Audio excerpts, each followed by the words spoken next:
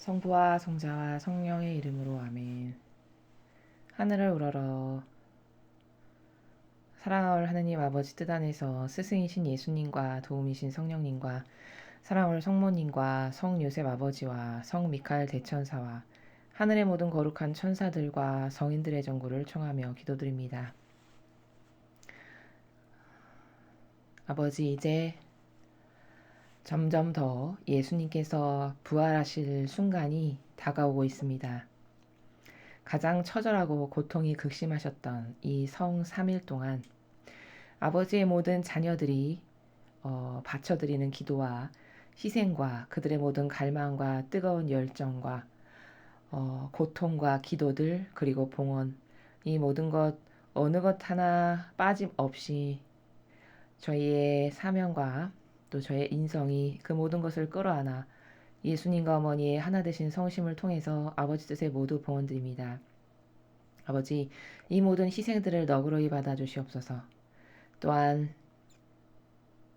지금 본질의 나라에서 사실적으로 고통받고 계시는 예수님과 또 한 몸과 한 뜻으로서 용해되신 성모님의, 그리고 그 고통의 근원이신 아버지의 그 모든 고통을 저희 사명과 세상의 아버지께 속한 자녀들이 기도와 희생과 배상과 보속을 오늘도 바쳐드리오니 너무나 미약하고 정말 두 분의 희생에 비하면 보잘것없는 부족함 투성인 그런 희생이지만, 그런 고통이지만 저희의 의지가 늘 아버지만을 뜨겁고 열렬히 갈망하며 예수님과 어머니께 항상 좋은 것만을 드리고 두 분께 위로와 사랑을 드리기만을 갈망한다는 저희의 의지를 너그러이 받아주시어 저희가 행하는 작은 모든 것들이 아버지께 흠 없고 역겨움 없는 예물과 제물이 될 수 있도록 예수님과 어머니 모두 그 의미 안에서 봉헌하여 주시옵기를 청원드립니다.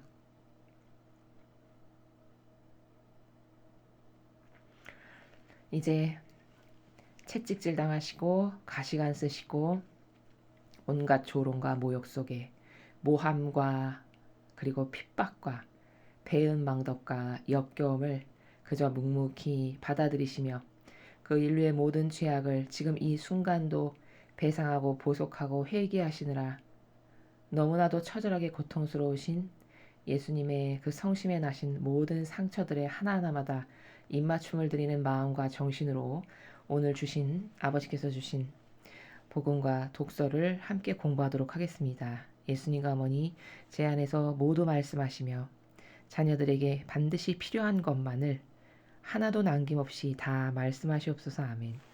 성부와 성자와 성령의 이름으로 아멘. 안녕하십니까. 하느님의 뜻 선교의 윤피아 수녀입니다.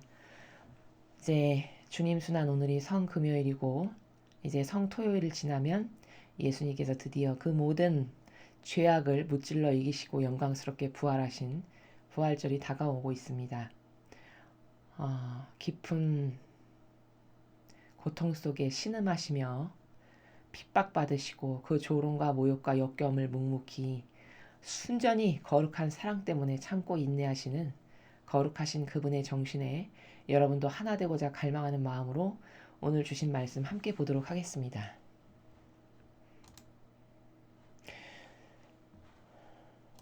(2020년 4월 10일) 주님 순환 성금요일입니다. 제1독서 이사야서 52장 13절에서 53장 12절까지의 말씀입니다.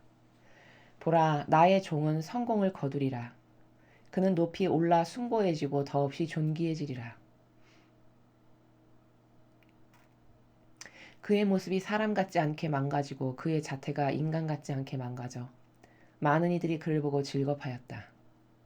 그러나 이제 그는 수많은 민족들을 놀라게 하고 임금들도 그 앞에서 입을 다물리니 이제까지 알려지지 않은 것을 그들이 보고 들어보지 못한 것을 깨닫기 때문이다. 우리가 들은 것을 누가 믿었던가? 주님의 권능이 누구에게 드러났던가? 그는 주님 앞에서 가까스로 돋아난 새순처럼 메마른 땅의 뿌리처럼 자라났다.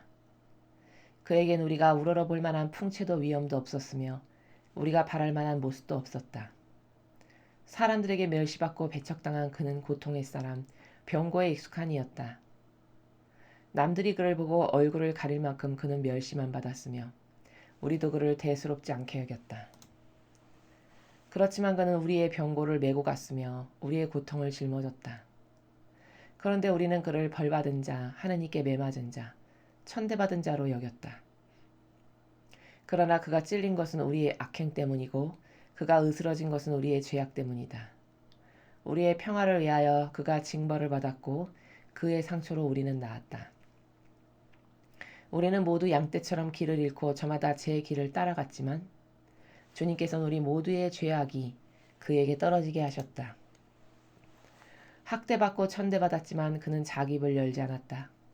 도살장에 끌려가는 어린 양처럼 헐깎는 사람 앞에 잠자코 서 있는 어미 양처럼 그는 자기 입을 열지 않았다. 그가 구속되어 판결을 받고 제거되었지만 누가 그의 운명에 대하여 생각해 보았던가. 정녕 그는 산 이들의 땅에서 잘려나가고 내 백성의 악행 때문에 고난을 당하였다. 폭행을 저지지도 않고 거짓을 입에 담지도 않았건만 그는 악인들과 함께 묻히고 그는 죽어서 부자들과 함께 묻혔다. 그러나 그를 으스러뜨리고자 하신 것은 주님의 뜻이었고 그분께서 그를 병고에 시달리게 하셨다. 그가 자신을 속죄제물로 내놓으면 그는 후손을 보며 오래 살고 그를 통하여 주님의 뜻이 이루어지리라. 그는 제 고난의 끝에 빛을 보고 자기의 예지로 흡족해 하리라. 의로운 나의 종은 많은 이들을 의롭게 하고 그들의 죄악을 짊어지리라. 그러므로 나는 그가 귀인들과 함께 제 몫을 차지하고 강자들과 함께 전리품을 나누게 하리라. 이는 그가 죽음에 이르기까지 자신을 버리고 무법자들 가운데 하나로 헤아려졌기 때문이다. 또 그가 많은 이들의 죄를 메고 갔으며 무법자들을 위하여 빌었기 때문이다. 주님의 말씀입니다. 하느님 감사합니다.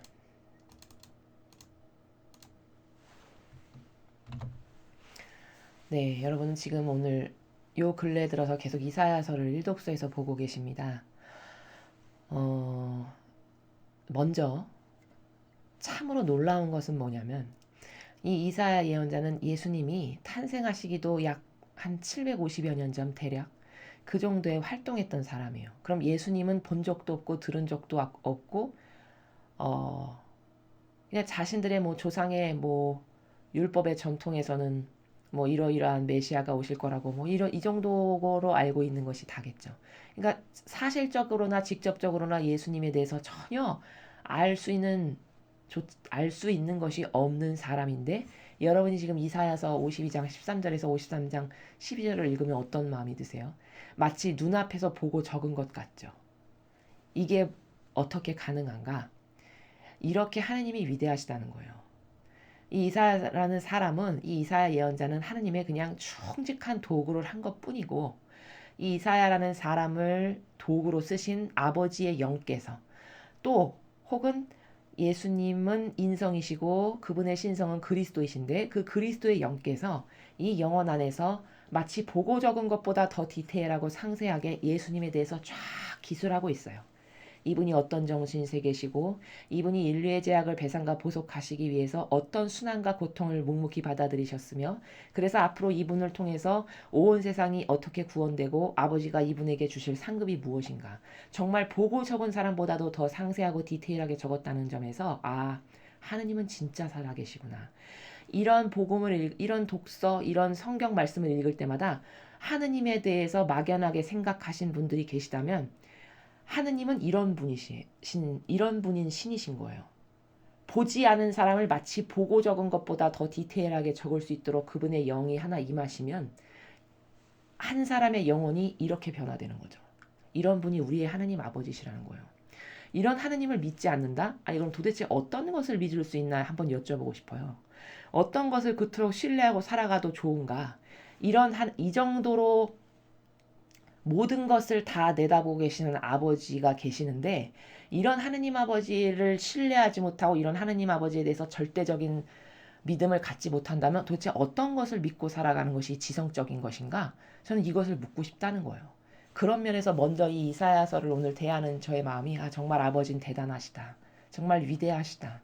정말 살아계신다. 이런 것을 입증하게 되는 거라는 겁니다. 자, 여기 지금 보면은 보라, 나의 종은 성공을 거두리라.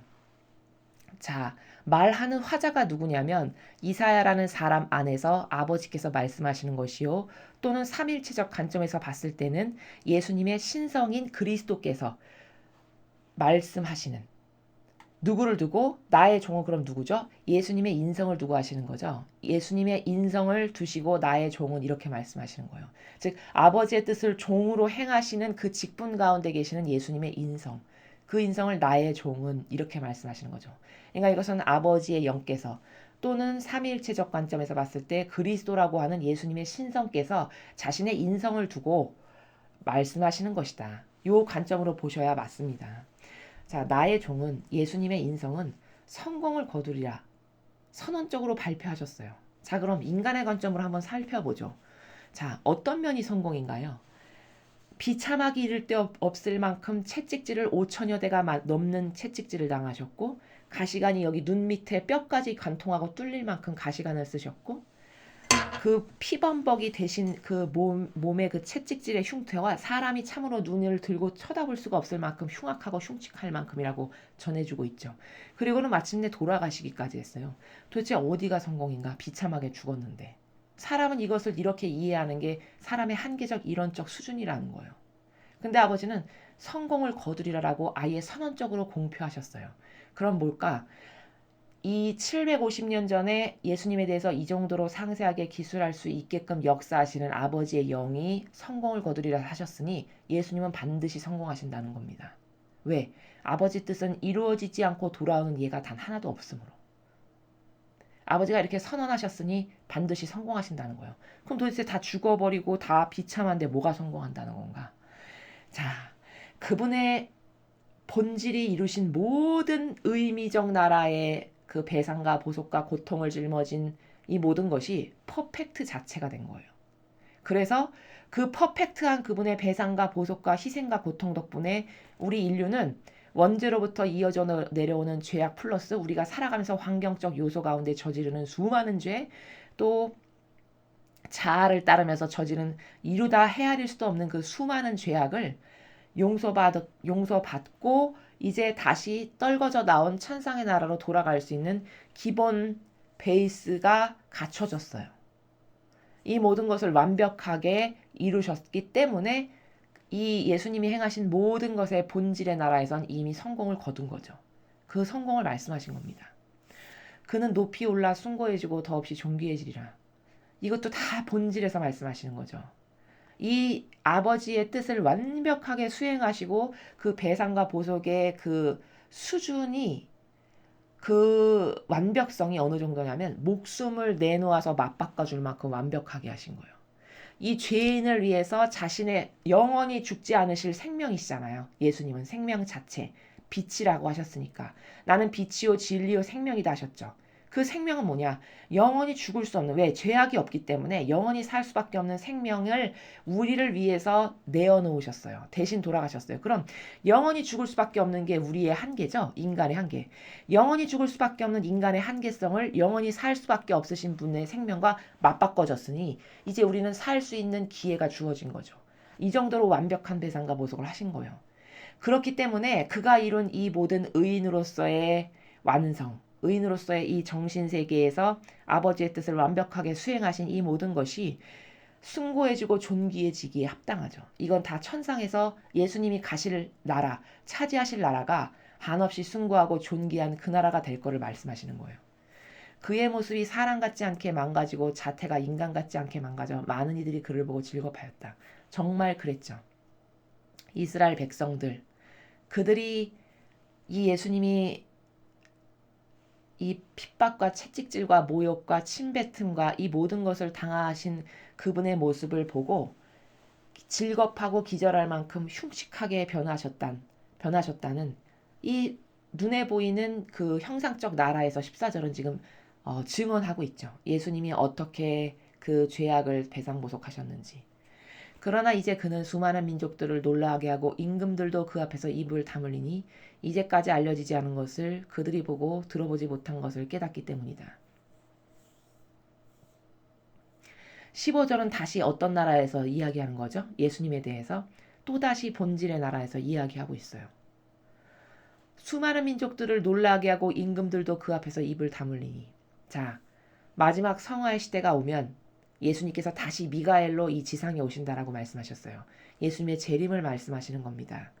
그때는 섬들도 그의 가르침을 고대하리라 이렇게 말한 그 구절이 있죠. 이사야서에. 그건 뭐냐? 섬들은 제가 말씀드렸죠. 이 세상의 왕들을 말하는 거예요. 세상의 지배자들. 그러니까 뭐 일본의 대통령 누구 뭐 대한민국의 대통령 뭐 미국의 대통령 이런 섬들의 지배자가 이 세상의 지배자 왕들을 말하는 건데 그들도 그분의 가르침을 고대하게 된다는 거예요. 언제? 마지막 시대에 이제 성화의 시대가 와서 온 인류가 하느님 아버지의 뜻의 그 가르침에 모두가 굴복하고 예 그것만이 맞습니다라고 인정해서 아버지가 다스리시는 이 성화의 시대가 올 때 섬들도 그의 위대한 그 진리의 가르침에 입을 다물지 못하고 다 굴복하게 될 거라는 그 다가올 일을 지금 15절에서 이야기하고 있는 거죠. 한 번도 들어보지도 못했고 보지도 못한 것을 깨닫게 되기 때문이라는 거예요. 이 진리가 얼마나 위대한지, 얼마나 퍼펙트한지, 얼마나 아름다운지 모든 인류가 따라야 될 유일무이한 기준이라는 것을 이제 그때가 되면 온 인류가 다 알게 된다는 거죠. 우리가 들은 것을 누가 믿었던가? 주님의 권능이 누구에게 드러났던가? 자, 이스라엘 백성 중에 예수 그리스도를 믿었던 사람 누가 있었을까요? 성문이가 몇몇의 그분의 곁을 지켰던 여인들 말고 심지어 12명의 제자들도 다 배신하고 떠나갔죠. 아무도 예수님을 마지막 순간까지 그리스도라고 철저히 믿어서 그분을 따랐던 사람이 그렇게 거의 없었던 거예요. 바로 그런 현실을 말씀하시는 것이죠. 그는 주님 앞에서 가까스로 돋아난 새순처럼 메마른 땅에 뿌리처럼 자라났다.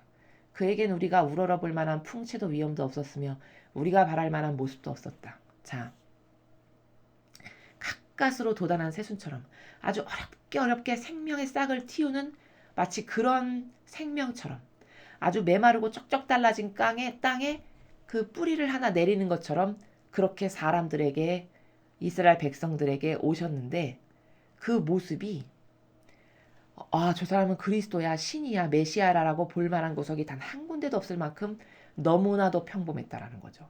이래서 이스라엘 백성들이 예수님을 메시아라고 인정 안 했던 거예요. 왜냐? 자신들이 배웠던 제도와 전통, 율법학자 바리사이들이 평생 동안 가르쳤던 제도와 전통의 메시아로 추상했던 그 신과 너무 다른 거거든요. 너무 볼품없고 너무 쉽게 말하면 허접해 보이는 거거든요. 아니, 저게 무슨 신이야? 이래서 안 믿었던 거예요. 사람들에게 멸시받고 배척당한 그는 고통의 사람 병고에 익숙한 이였다. 남들이 그를 보고 얼굴을 가릴 만큼 그는 멸시만 받았으며 우리도 그를 대수롭지 않게 여겼다. 그쵸? 이스라엘 백성 중에 아무도 예수님을 존중했던 사람은 거의 없었습니다. 신으로서, 그분의 신성으로서, 하느님의 아들 그리스도로서 예수님을 존중하고 우러러보고 믿고 따랐던 이는 결과론적으로 봤을 때 없었어요. 성모님이나 몇몇 여인, 뭐 이런 사람들 빼고는. 왜 결과론적이냐?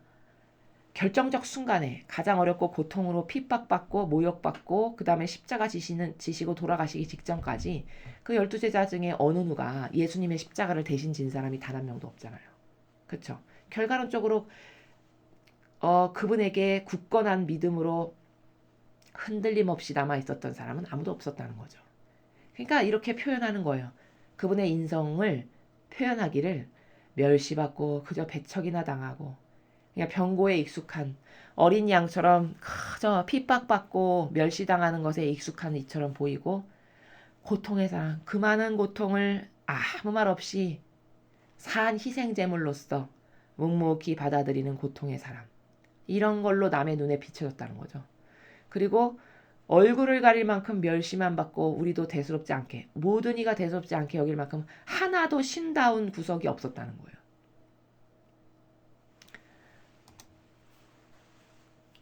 그치만 그는 우리의 병고를 메고 갔으며 우리 고통을 짊어졌다. 그런데 우리는 그를 벌받은 자, 하느님께 매맞은 자, 천대받은 자로 여겼다. 자, 그치만 예수님은 우리의 모든 이 죄악을 아무 말 없이 그 십자가의 희생으로서 모든 매맞음과 모욕과 치욕과 가시관 쓰심으로써 하나도 남김없이 다 배상과 보속을 아버지께 드리셨고 고통을 묵묵히 짊어지고 가셨다. 근데 사람들은 그러한 예수님을 저주받은 사람처럼 봤지. 그쵸? 벌받은 사람처럼 하느님께 천대받은 자로 여겼다라는 거예요.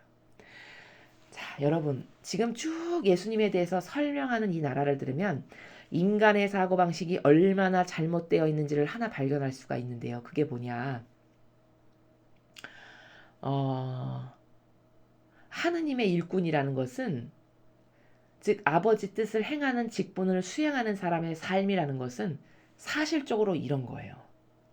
이렇게 고통과 역경과 핍박과 모욕과 치욕과 깔봄이 항상 어디를 가나 따라오는 삶이 하느님의 진짜 일꾼이고 아버지께 선택받은 그런 사람이 살아가는 삶의 나라가 바로 이런 거라는 거예요. 근데 여러분은 어떤 사고방식으로 하느님의 일꾼 하면 추상을 하시냐면 뭔가 좀 이렇게 있어 보이고 근사하고 멋있고, 그러니까 쉽게 말하면 이런 거죠. 명성정당을 가야만 미사를 드린 것 같은 느낌을 갖는 건 왜 그런가? 그 사고방식이 얼마나 병들었냐면 그렇게 있어 보이고 근사하고 정서적으로 평안하고 온화하고 나에게 뭔가 안정감을 주는 뭔가 신앙생활 하는 것 같은 그런 형상적인 것에 하면 내가 막 은총을 받는 것 같고 뭔가 남다른 것 같고 진짜 하나님이 계신 것 같은 이런 사고방식을 대부분의 신자분들이 하신다는 거예요. 근데 여러분 사실은 그것과 정반대예요. 여러분 성경을 한번 잘 살펴보세요. 구약이나 신앙을 통틀어서 하나님께 특별히 선택받았던 구약의 모든 훌륭한 예언자들이나 12사도의 삶을 보세요. 그리고 그새 절정이고 모범이셨던 예수님과 성모님의 한평생의 삶을 보십시오. 한평생이 태어나서부터 돌아가실 때까지가 고통이 없었던 적이 단 한 번도 없었어요. 제자들도 마찬가지고 예언자들도 마찬가지예요. 제자들은 심지어 12명이 다 순교하고 다 죽었잖아요. 박해받고 이러다가. 그게 하나님 일꾼의 삶의 사실적 모습이라는 거예요. 성모님과 예수님의 삶을 보세요. 얼마나 한평생이 고통 자체인가.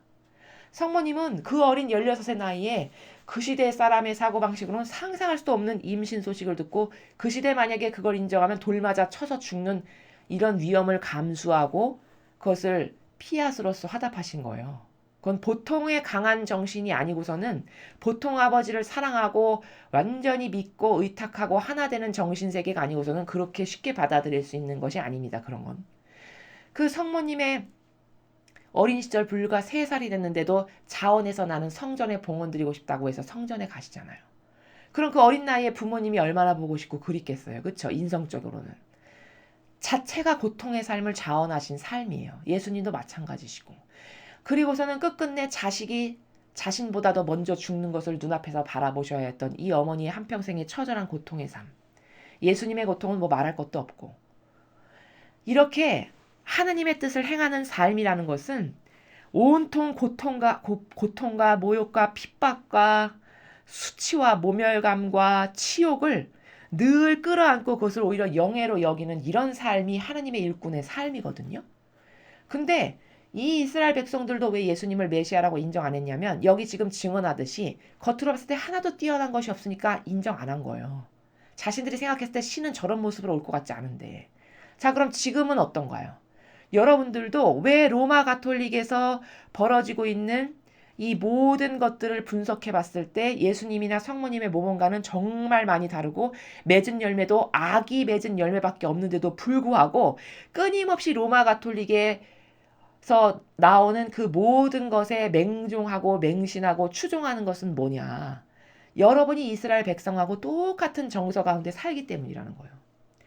사실 말로는 여러분도 그래 그렇지 맞지. 이렇게 성경에 나오는 그래 이것이 하나님의 일꾼의 삶이지. 이렇게 말로는 하실지 모르겠지만 여러분의 마음의 깊은 곳에서는 그건 그거고 자신이 가서 하는 신앙생활은 그래도 성당에 가서 그 안정적인 좋은 성가 나오고 뭔가 있어 보이는 성당에서 안정적인 마음으로 미사 드리는 이게 신앙생활 같다라고 하는 그 프레임에 젖어들어서 과거로부터 계속 받아먹었던 누룩에 의해서 아예 점령당한 그 프레임에 젖어들은 자신의 정서를 극복할 수가 없는 거예요. 그 극복할 수 없는 정신을 갖고 망한 나라가 바로 유대인이에요. 이스라엘 백성들. 이래서 지성이 강한 사람에게만 희망이 있는 것은 왜 그러냐? 지성만을 따르기를 갈망하고 무엇이 이렇게 정확한 근거가 있어가지고 예와 아니오를 굉장히 분명하고 확고부동하게 할 수 있는 사고방식만이 희망으로 가득한 건 왜 그러냐면 그런 사람만이 아닌 것을 발견했을 때 과감하게 아니라고 쳐버릴 수 있기 때문에 이렇게 지성에 의탁하고 논리적인 사고방식을 좋아하고 이렇게 진리를 이제 배웠으면 아 이것에 근거해서 이건 아니었구나 내가 여태 속았구나 이것을 과감하게 확확 쳐낼 수 있는 이런 사람에게만 희망이 있기 때문에 그 감성주의자 있죠. 병든 자신의 감성을 아직도 그래도 이게 익숙해서 나도 모르게 따라가는 이것에 좌우되는 사람에게는 정말 비전이 없다라는 것을 명심하셔야 된다는 거예요. 이렇게 여러분이 생각하시는 하느님의 일꾼과 사실적 하느님 일꾼의 삶은 동과 서가 다르게 이렇게 달라요. 여러분이 하느님의 일꾼이라고 막연하게 생각하는 그 이미지는 뭔가 있어 보이고 그래도 뭔가 이렇게 거룩한 옷을 좀 입고 삼중간의 모자를 탁 쓰고 정결하게 큰 지팡이를 짚고 다니면서 이렇게 천천히 십자가를 거주면 이게 하느님의 일꾼처럼 보이는 이 정서의 뿌리 깊은 사고방식을 캐내지 않으면 여러분은 한평생 옳고 그름을 똑바로 분별할 수 없는 매너리즘에 빠져 살다 죽게 된다. 이게 가슴 아프지만 인정해야 되는 사실적 팩트라는 겁니다. 오늘 이것을 보고 제가 사람의 사고방식은 얼마나 이렇게 사실적 팩트하고는 보는 관점이 다른가예요. 여기 이렇게 예수님은 하느님의 아들인데도 불구하고 너무 보잘것이 없어가지고 이스라엘 백성이 이게 그리스도 아니라고 배척할 만큼 이렇다는 거예요. 그럼 하느님의 일꾼의 삶이라는 것은 뭐냐? 본질과 진리를 따르는 사람이라면 이렇게 예수님처럼 고통을 갈망하고 자기에게 맡겨진 사람들을 위해서 희생과 배상과 보석을 아예 하는 것을 응당당연히 여기는 이런 사고방식이 내재화된, 즉 나를 산 희생제물로 바쳐야지 하는 이런 올바른 의지가 있는 사람만이 하느님의 일꾼이 돼야 되고 그런 사람이 진짜 하느님의 일꾼이다라는 것을 발견해야 된다는 거죠. 여기 줄줄이 다 말씀하시는 이 모든 내용이 얼마나 인간이 하느님의 일꾼에 대해서 즉 본질적으로 아버지의 뜻을 행하는 삶이라는 것이 무엇이냐에 대해서 얼마나 막연하고 피상적이고 정반대로 알고 있는가를 우리는 똑똑히 지금 보고 있는 겁니다. 그래서 보면은 우리는 모두 양떼처럼 길을 잃고 저마다 제 길을 따라갔지만 주님께서는 우리 모두의 죄악이 그에게 떨어지게 하셨다. 아버지가 허락하셨기 때문에 예수님께서 이런 박해와 핍박과 모욕과 고통과 희생을 받으셔야 했고 자원하셨다. 아버지의 뜻이 허락하지 않으셨으면 이런 일은 일어날 수 없다는 것을 또 우리가 발견하게 되는 거죠.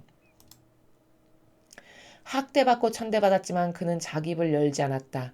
도살장에 끌려가는 어린 양처럼 털 깎는 사람 앞에 잠자코 서 있는 어미 양처럼 그는 자기 입을 열지 않았다. 자신을 위해서 뭔가 변론하고 대변하는 것을 전혀 하지 않았음을 우리는 볼 수 있죠. 완전히 자아하고는 무관한 삶을 사신 거예요. 한평생. 자신을 돌보고 자신의 이익과 안위를 위해서 무엇을 하는 나라 자체가 없음을 우리는 지금 예수님이 그런 삶을 사셨다는 걸 볼 수 있죠. 이게 다 하느님의 일꾼을 분별하는 기준이고 근거가 돼야 되는 거예요.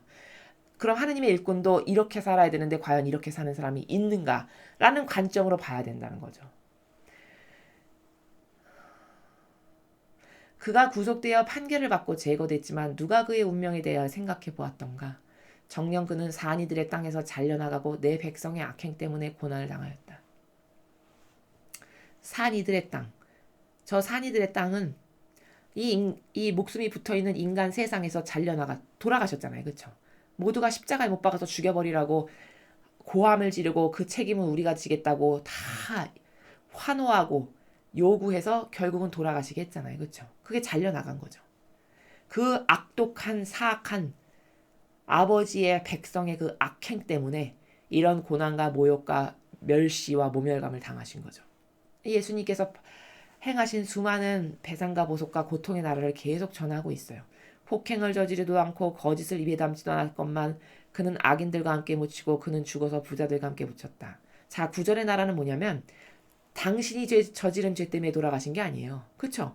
당사자가 아니란 말이에요. 죄의 예수님께서는.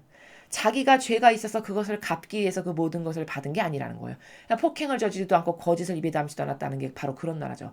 근데 돌아가셨어요. 그러니까 뭘까? 그러니까 의인인 거예요. 그러니까 의인은 뭐냐?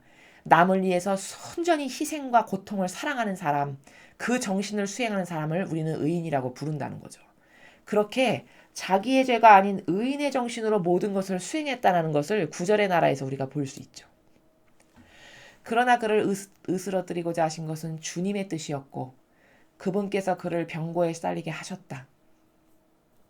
그가 자신을 속죄제물로 내놓으면 그는 후손을 보며 오래 살고 그를 통하여 주님의 뜻이 이루어지리라.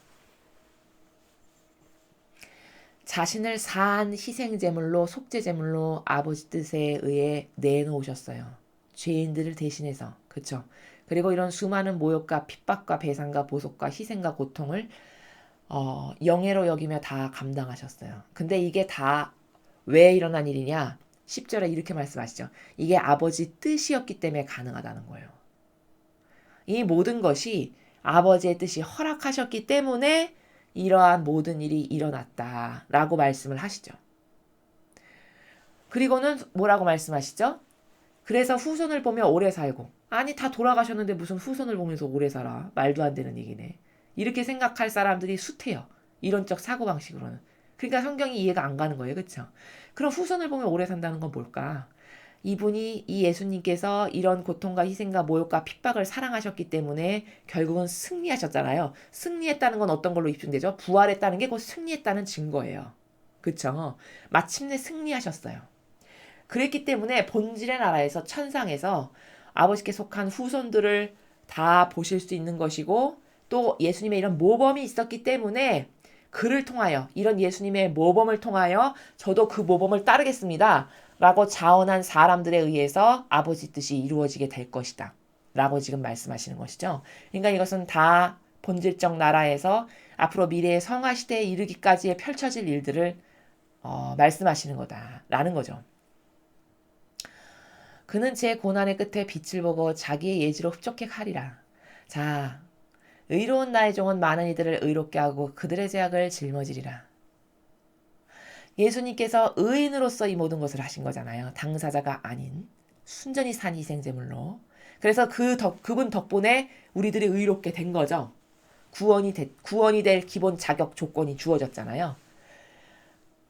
그래서 그런 모든 것을 보시고 흡족하고 마음에 드시는 거예요. 아, 내 자녀들이 이제 죄악의 나라에서 구원될 수 있는 자격을 얻었구나. 아, 그걸로 만족하시고 그런 예수님의 예지로서 행하신 모든 것을 보고 흡족하고 마음에 뿌듯하다는 나라를 11절에서 말씀하시는 것이라는 거예요. 그래서 그 모든 고통과 고난의 끝에 빛을 보고, 빛을 봤다는 건 뭐예요? 구원될 수 있는 자격이 주어졌고 살릴 수 있는 기본의 그 백그라운드가 마련이 된 거죠. 그리고 더 나아가서는 뭐죠? 마침내 성화의 시대에 이제 아버지의 뜻을 이룰 그분의 자녀들을 보고 그걸 빛이라고 하시는 거예요. 그런 빛을 보고 그런 자녀들을 보고 흡족해 하시고 계시다라는 것. 바로 이런 먼 미래에 있을 일까지도 미리 선언적으로 말씀하시는 거죠. 그래서 그런 예수님에게 아버지가 뭘 주시냐면 나는 그가 귀인들과 함께 제 몫을 차지하고 강자들과 함께 전리품을 하는 게 아니라 천상의 나라에서 아버지의 뜻을 행해서 천상의 나라에 있는 그 많은 귀한 영혼들과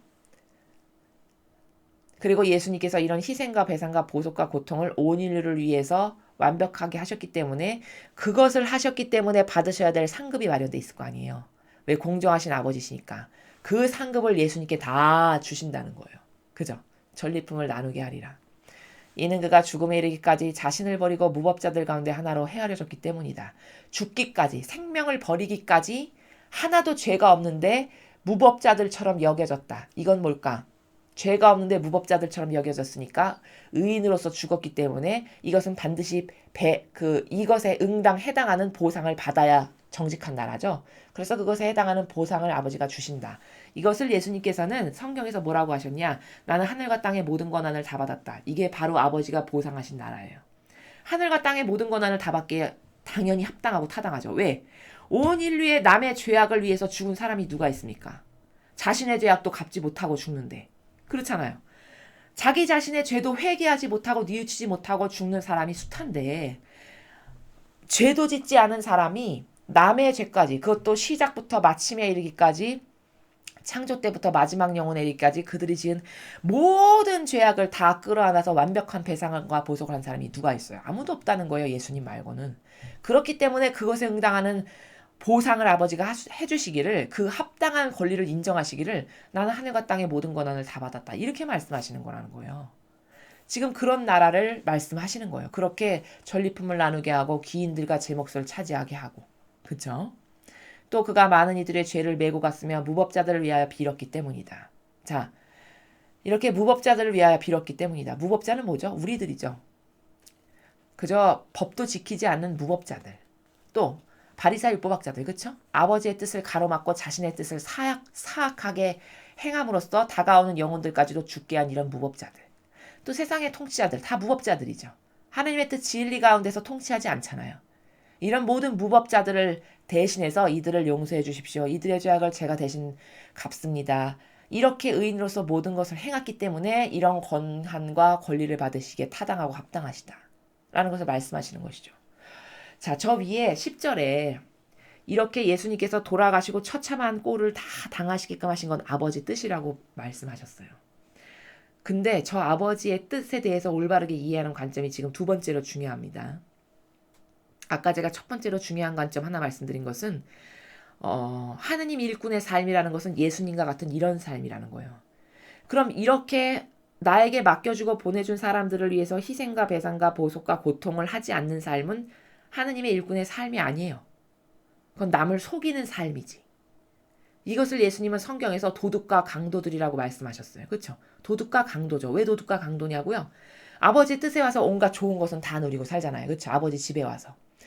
권한, 높은 권한 같죠. 높은 직함 같죠. 한평생 먹고 누리고 사는 것에 대해서 돈을 벌기를 합니까? 생계에 대해서 걱정을 하길 합니까? 다 거저 주어지는 것들이잖아요. 아버지 은총으로. 그렇죠? 거저 주어지는 것들을 받아 누리고 사는데 그것에 응당한 아버지의 뜻을 행하는 건 과연 뭐가 있냐는 거죠.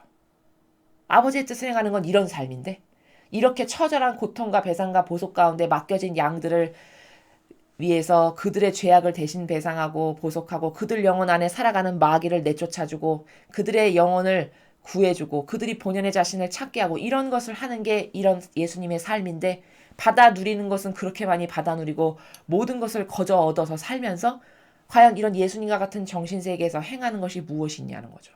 그것이 없으면 나는 하느님의 일꾼으로 왔습니다라고 말하면 안 된다는 거예요. 이것을 예수님은 도둑과 강도, 왜 도둑과 강도냐? 거저 먹고 살고 행해서 맺는 열매는 하나도 없으니까 도둑과 강도죠. 이렇게 말씀하셨다는 거예요.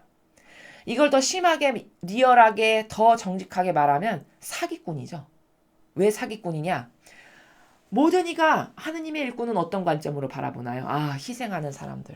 그 결혼도 안 하고 저렇게 열심히 사는데, 저분들은 존경받아야 마땅한 분들이야. 다 이런 관점으로 세상의 사람들이 보잖아요. 하느님의 일꾼을. 그럼 그렇게 보는 그런 사람들에게 거기에 해당하는 응당의 무슨 열매나 효용과 가치를 맺는 것이 있냐는 거죠. 그런 관점으로 보는 다가오는 신자들에게 그것에 해당하는 응당 열매를 맺는 거나 효용과 가치를 행하는 게 없다. 그럼 사기꾼인 거죠. 거저 먹고 살지만 하나도 하느님의 뜻을 행하는 건 없으니 사기꾼인 거죠. 이런 삶이라는 거예요. 그리고 지금 아버지의 뜻에 대해서 제가 말씀드리고자 하는 것은, 여기 보세요. 아버지의 뜻에 의해 이런 일이 있었다는 거예요. 그럼 아버지의 뜻은 다 뭐냐? 이렇게 고통 자체예요. 아버지 뜻이. 근데 아버지의 뜻 안에서 살겠습니다. 이 아버지의 뜻에 대해서 얼마나 환상이 있냐면, 아버지의 뜻도 무슨 달콤하고 행복하고 평화와 안위가 가득한 이게 아버지의 뜻이라고 착각하시는 분들이 또한 많아요. 그러나 절대 그런 게 아니라는 거예요. 아버지 뜻을 이루기 위해서는 이렇게 고통스럽고 많은 것을 희생하면서 그 아버지의 뜻을 이루어드리기 위해서 나를 배제시키는 이런 나라에서 행해야 되는 것이 성경의 모든 아버지의 일꾼들을 통해서 두드러지는 공통적인 점이라는 거예요. 아버지 뜻이라는 것은. 여러분은 성가정, 저희도 성가정 되게 해주세요. 이런 말씀은 자주 하세요. 그럼 성가정이 과연 뭔지에 대해서는 알아야죠. 성가정은 고통과 희생으로 점철된 가정이 성가정입니다. 너무나도 비참하게 자식이 부모보다 먼저 죽고요. 그것도 그냥 멀쩡하게 죽는 것도 아니고 매 맞고 가시관 쓰고 침뱉음 당하고 모욕당하고 심지어 가만히 죽는 것도 기막힌데 십자가에 달려가지고 못 박혀서 피 철철 흘리면서 먼저 죽는. 그것을 부모된 도리로서 가만히 지켜볼 수밖에 없는 이런 갈갈이 가슴이 찢어지는 형상적으로 봤을 때는 이런 것을 수용하고 감당하고 인내해야 되는 게 성가정이에요. 그럼 그분들은 그걸 왜 다 수용하고 인내했을까? 그게 아버지 뜻이니까.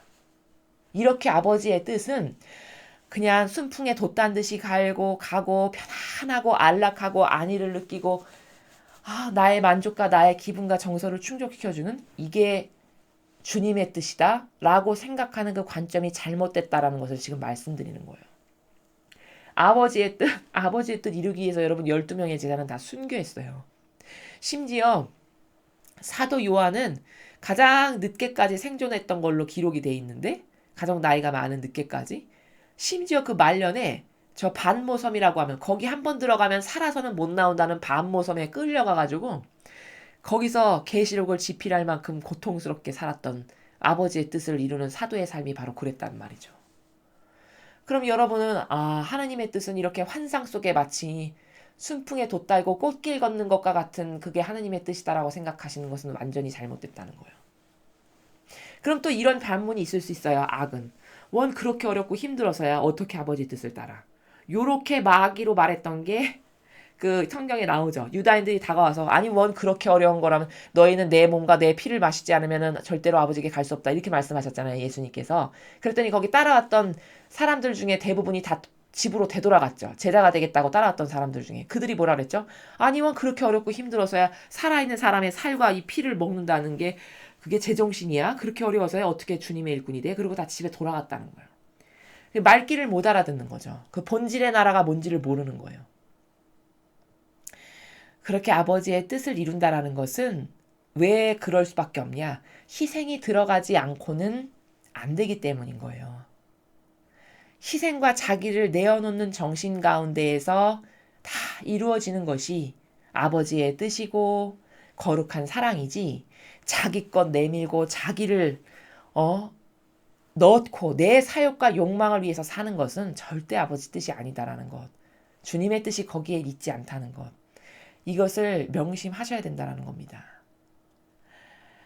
이런 것의 고결한 가치는 무엇을 바래서라기보다 이 아버지가 너무 완벽하고 아름다우시기 때문에 우리의 아버지가 정말 훌륭하시고 우리를 위해서 얼마나 끊임없이 우리의 영혼을 좋아지기 위해서 한평생 2000년을 기다리고 희생하시는 아버지인가에 대한 그 굳건한 믿음과 사랑이 있기 때문에 이런 희생하기를 자원하는 거예요.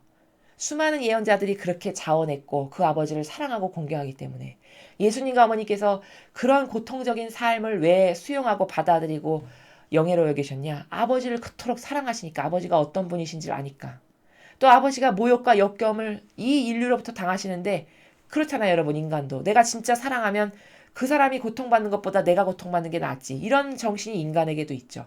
바로 그런 진정한 사랑의 나라 때문에 이런 고통을 자원하고 그 고통을 통해서 아버지 뜻이 이루어지는 것에 기쁨과 희망을 느꼈다는 것. 이것이 고결한 정신세계의 가치라는 것. 이것을 오늘 우리가 1독서 이사야서를 통해서 여러분께서 배우고 인지하셨으면 좋겠습니다. 다음으로 이 독서를 보겠습니다. 제2독서 히브리서 4장 14절에서 16절, 5장 7절에서 9절까지 말씀입니다. 형제 여러분, 우리에겐 하늘 위로 올라가신 위대한 대사제가 계십니다. 하느님의 아들 예수님이십니다. 그러니 우리가 고백하는 신앙을 굳게 지켜나갑시다. 우리에겐 우리의 연약함을 동정하지 못하는 대사제가 아니라 모든 면에서 우리와 똑같이 유혹을 받으신 그러나 죄는 짓지 않으신 대사제가 계십니다. 그러므로 확신을 가지고 은총의 여자로 나갑시다. 그리하여 자비롭고 은총을 받아 필요할 때 도움이 되게 합시다. 예수님께서는 이 세상에 계실 때 주님을 죽음에서 구하실 수 있는 분께 큰 소리로 부르짖고 눈물을 흘리며 기도와 탄원을 올리셨고 하느님께서는 그 경외심 때문에 들어주셨습니다. 예수님께서는 아드님이시지만 고난을 겪으심으로써 순종을 배우셨습니다. 그리고 완전하게 되신 뒤에는 주님께 순종하는 모든 이에게 영원한 구원의 근원이 되셨습니다. 주님의 말씀입니다. 하느님 감사합니다. 바오로 사도는 오늘 이야기하고 싶은 관점이 요거 하나를 말씀드릴게요. 위대한 대사제. 이 대사제가 뭔가에 대해서 지금 이야기하고 있어요. 위대한 대사제를 지금 예수 그리스도라고 지칭하고 있는 거거든요. 자, 그러면 도대체 사제라는 것은 그 사제 직분은 무엇을 하는 사람인가를 예수님의 그 모범을 통해서 발견해야 돼요. 여기 보면 우리를 위해서 유혹을 받고 죄를 짓진 않고 그래서 그 모든 고통을 통해서 의인으로서 자신이 대신 받으셔가지고 그 덕분에 우리는 생명을 얻게 된 이런 어떤 직분을 행하신 게 예수님이 받으신 대사제의 권한이라는 거예요. 자, 그럼 사제직이라는 것의 그 본질적 의미의 나라에서의 사제직은 뭐 하는 사람인가? 첫째, 가장 기본적인 건 뭐냐면 나에게 맡겨주고 보내주신 영혼들이 있잖아요. 아버지의 뜻이. 그 신자들이겠죠. 교회에서는. 그럼 나에게 보내주고 맡겨주신 영혼들이 있단 말이에요. 신자들이. 그럼 그들이 매일같이 마음과 정신으로 갈망으로 바치는 기도며 그들이 매일 일상생활에서 행하는 작은 희생들, 그들이 원하는 원의, 그 다음에 뭐 기도, 이렇게 자신에게 맡겨진 그 양들이 바쳐드리는 기도와 희생과 모든 고통과 이런 것들을 대신 하느님 아버지께 바쳐드리는, 아버지께 상달돼서 아버지가 받으실 수 있도록 그들을 대신하여 바쳐드리는 역할을 하는 게 사제직분이에요. 이해가 되시죠? 두 번째, 또 사제직분이어야 되는 건 뭐냐면 여기 지금 바오로 사도가 이야기하는 나라처럼 그들이 나에게 맡겨주고 보내준 양들이 일상생활에서 저지르는 죄들이 있잖아요. 알고 혹은 모르고 저지르는 모든 죄악들. 그 모든 죄악을 나의 인성이 다 끌어안아가지고 그들을 대신해서 내가 회개한 종의 모범처럼 예수 그리스도가 그렇게 하셨던 것처럼 그 근원적 모범이 계시잖아요. 근원이 되는 모범. 예수님께서 그렇게 하셨던 것처럼 나도 그분의 뜻을 용해되고 하나 되기를 갈망하는 자로서 나에게 맡겨주고 보내주신 모든 영혼들의 죄악을 내가 대신 끌어안아서 대신 산 희생제물로서 그리고 회개한 종의 모범으로서 아버지께 끊임없이 배상과 보속을 드리는 그들을 용서해 주세요. 제가 대신 배상과 보속을 드립니다. 이것을 해야 되는 게 사제직분이라는 거예요. 근데 여러분 이게 사제직이라는 그 명칭이 가지고 있는 본질적 세계의 의미거든요. 근데 여러분 이 교회는 대자 들어간 거는 엄청 좋아요. 무슨 대사제, 대주교, 대교구. 그럼 그 이름에 걸맞는 것을 과연 하냐는 게 중요한 거예요. 여기 이렇게 바오로 사도가 말하는 것처럼. 과연 예수님이 대사제직분으로서 하셨던 여러 가지 일들을 계승해서 이어받아서 그 정신을 지금도 열심히 수행해서 맺는 열매가 있는가 이것만이 중요해요. 그 이름을 대자를 붙여서 쓰는 게 중요한 게 아니라 그쵸? 근데 대자 붙여서 쓰는 엄청 존귀해 보는 직함은 너무 많은데 이런 사제직을 똑바로 수행하고 있냐는 거죠. 무서운 거는 뭐냐면요 여러분 성경에 누가 가장 먼저 심판받는지 아세요? 마지막 날에? 그것은 성경에서 아버지가 말씀하시기를 많은 직분과 직함과 권한을 준 사람부터 심판하신다고 하셨어요. 그게 누구냐? 이런 하느님의 일꾼들이에요.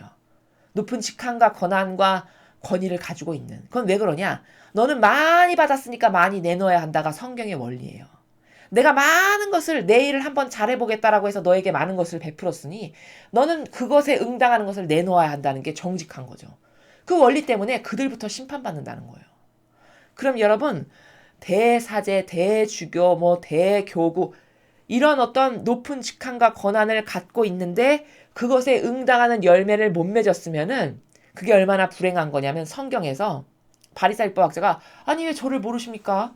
저 누구누구도 세례도 몇천 명 줬고 저 맨날 이렇게 미사 집전하고 재단 위에서 그 성체성사도 하고 다 이런 거 다 아버지의 일을 한 건데 어떻게 저를 모르신다고 하실 수 있어요? 이렇게 항변하잖아요. 그러니까 예수님께서 뭐라 하셨죠? 주님 한다 그래서 다 나에게 오는 게 아니다. 이렇게 말씀하셨어요. 주님은 뭐예요? 하느님을 아는 사람이에요. 모르는 사람이 주님 주님 할 리가 없죠. 하느님을 알고 하느님을 잘 따르는 사람들을 말하는 거예요. 주님 주님 한다 해서 다 나에게 오는 게 아니란다. 아버지 뜻을 행한 자라야만 나에게 올 수 있다. 이렇게 하셨어요. 그럼 그 아버지 뜻을 행한 게 뭐예요? 그걸 직접적으로 풀면 뭡니까? 이렇게 예수님의 모범을 닮아서 사실적 맺은 열매가 뭐니? 이렇게 물어보시는 거죠. 그렇죠? 그래서 마지막 날에 심판받을 때 야 너는 무슨 주교 무슨 교황 무슨 추기경 무슨 사제 엄청 이런 많은 직함을 내가 부여했는데 그럼 너의 그 직분에 걸맞게 맺은 열매가 무엇이니 한번 이야기해 보렴. 이렇게 했을 때 저는 아버지의 뜻 이걸 행했고요. 이걸 행했고요. 이걸 행했고요. 이렇게 해서 그 열매가 하느님이 보셨을 때 인정할 수 있는 너는 죽어가는 영혼을 네가 그들 안에 있는 마귀를 내쫓아줌으로써 300명을 살렸다고 뭐 이렇게 사실적 딱딱딱딱 똑 부러지는 데이터가 있어야만 아버지가 보시고 그래 이렇게 하신다라는 그 나라를 예수님께서 그렇게 설명하신 거예요. 아버지 뜻 행하지 않은 사람은 못 온다는 것은. 바로 그것을 예수님이 모범으로 지상에 오셔서 12명의 제자를 데리고 다니시면서 손수 다 보이신 거죠. 아프니 고쳐주고 죽으니 살리고 매일 진리 전하시고 사람들 안에 들끓는 마귀 쫓아주시고 이런 거 다 하신 거잖아요. 그렇죠? 그런 것을 행한 게 있냐는 거죠. 여러분 무서운 진실은 뭐냐면요. 높은 직함과 권한을 가졌는데 거기에 걸맞는 열매가 없잖아요. 그것은요. 차라리 수도원에서 가장 낮고 소박하고 겸손하고 착한 자로서 화장실 청소하는 직분의 그 수녀님 한 분이 행하는 그런 선행보다도 못한 거예요. 하느님이 판단하실 때 어떻게 그렇게 제 말을 이렇게 하냐. 자, 그건 왜냐하면 이 화장실 청소나 매일같이 열심히 정직하게 성실하게 하는 이 수녀님은 높은 권한과 직함과 직분이 없기 때문에 남에게 영향력을 끼칠 것이 없잖아요.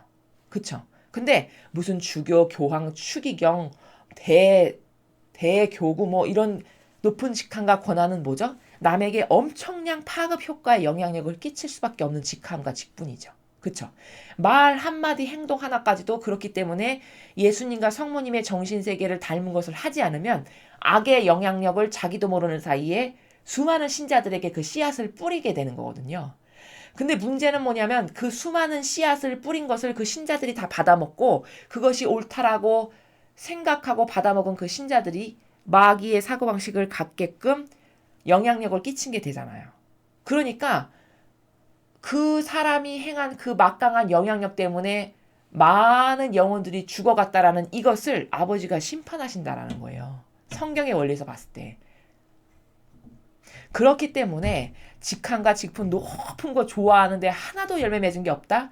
그럼 차라리 착하고 소박한 아무 권한도 직함도 없는 그런 순수한 수도자 하나가 종을 치는 그 한평생의 일을 성실한 마음의 자사로 한평생 한 이 수도자가 행한 것보다도 더 악하고 역겨운 것이라고 심판하시는 것이 아버지의 질서다라는 거예요.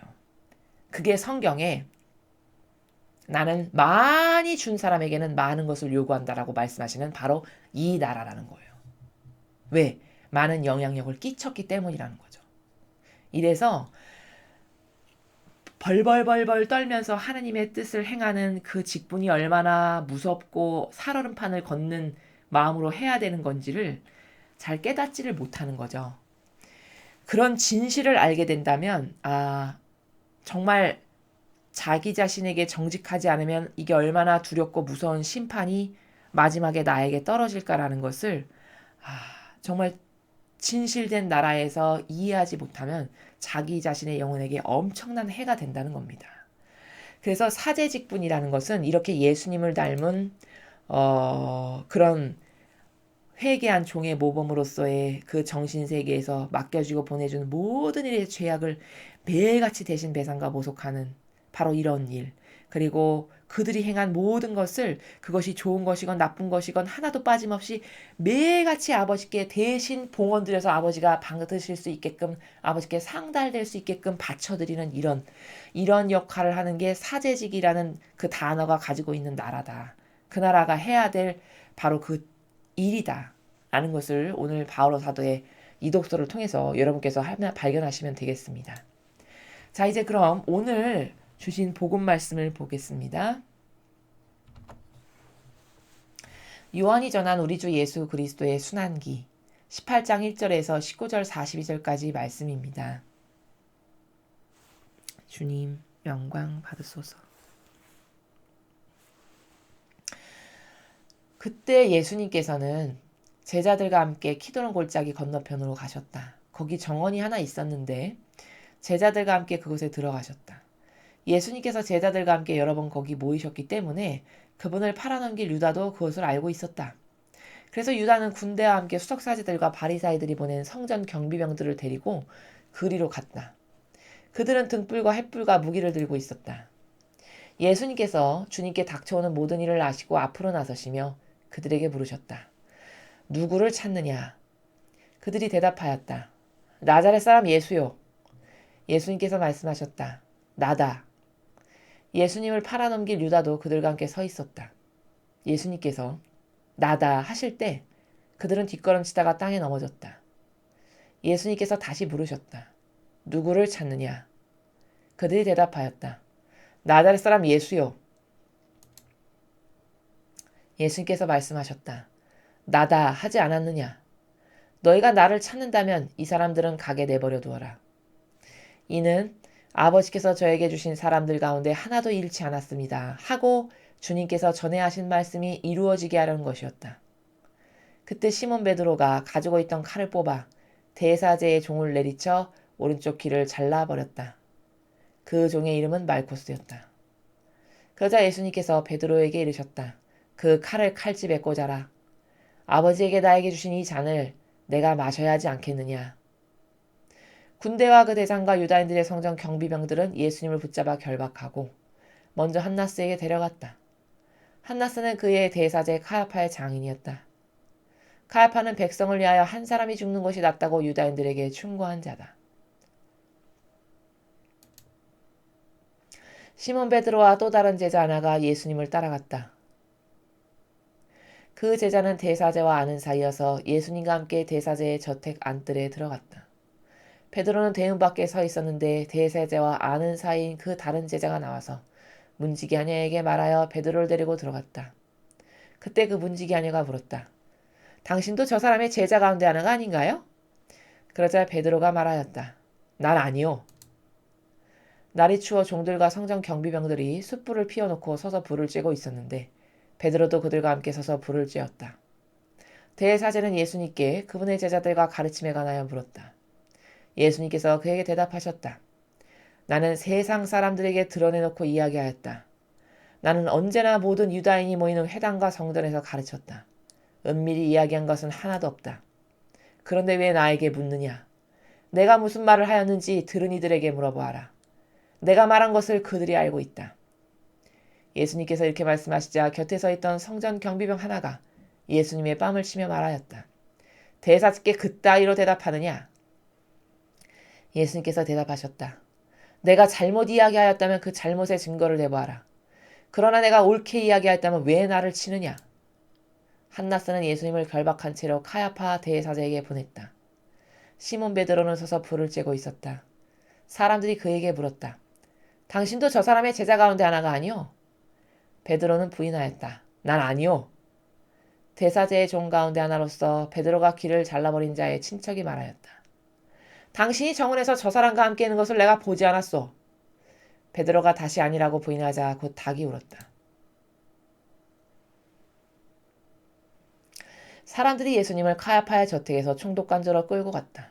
때는 이른 아침이었다. 그들은 몸이 더러워져서 파스카 음식을 먹지 못할까 두려워 총독 관저 안으로 들어가지 않았다. 그래서 빌라도가 그들이 있는 곳으로 나와 물었다. 무슨 일로 저 사람을 고소하는 것이오? 그들이 빌라도에게 대답하였다. 저자가 범죄자가 아니라면 우리가 총독께 넘기지 않았을 것이오. 빌라도가 그들에게 말하였다. 여러분이 데리고 가서 여러분의 법대로 재판하시오. 그러자 유다인들이 말하였다. 우린 누구를 죽일 권한이 없어.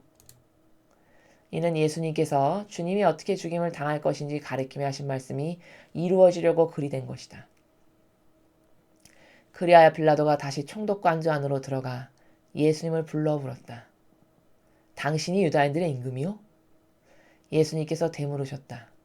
그것은 네 생각으로 하는 말이냐 아니면 다른 사람들이 나에 관하여 너에게 말해준 것이냐.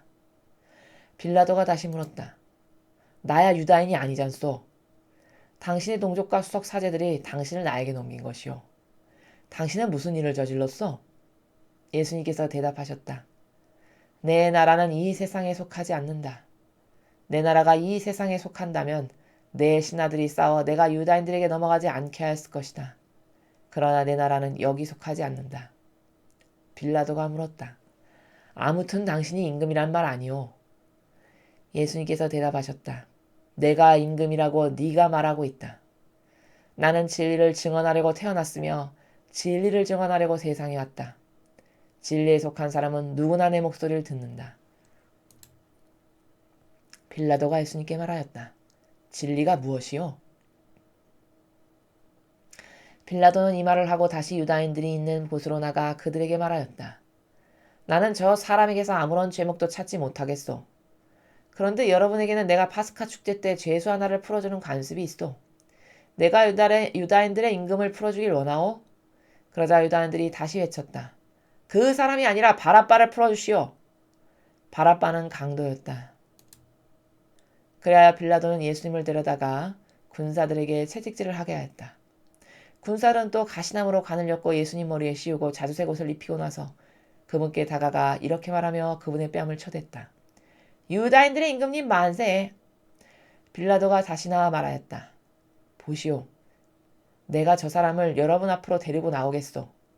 내가 저 사람에게서 아무런 제목도 찾지 못하였다는 것을 여러분도 알라는 것이오.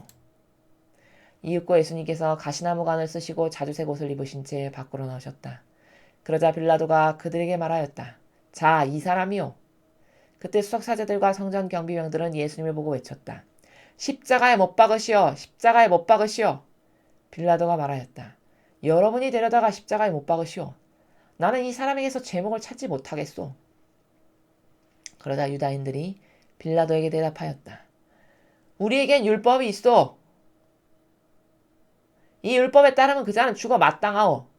자기가 하느님의 아들이라고 자처하였기 때문이요. 빌라도는 이 말을 듣고 더욱 두려운 생각이 들었다. 그래야 다시 총독관으로 들어가 예수님께 물었다. 당신은 어디서 왔소? 예수님께서는 아무 대답도 하지 않으셨다. 그러자 빌라도가 예수님께 말하였다.